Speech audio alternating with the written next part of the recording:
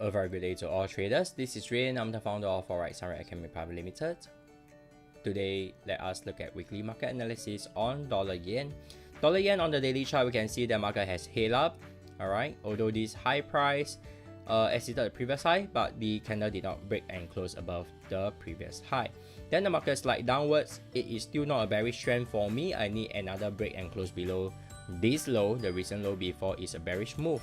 Head down to 4-hour chart. Over here on Friday, the market did close just touching the high price. At least that's for my live data. So please check your data how this candle closes. I'm going in for an aggressive short based off the 4-hour chart. Alright, so let me just share with you my analysis. My analysis on the daily chart, you can see that the market touches the sell zone, then slide downwards, waiting for it to create a new low before it's a bearish move. However, on the 4-hour chart, it has already formed a bearish movement, so I'm heading in for an aggressive short. Great reward is to risk for this. Until then, remember always plan your trend, trade your plan. I will see you soon on Facebook Live this Wednesday to see the update of this trade. That'll be great. So that's all I have for you today.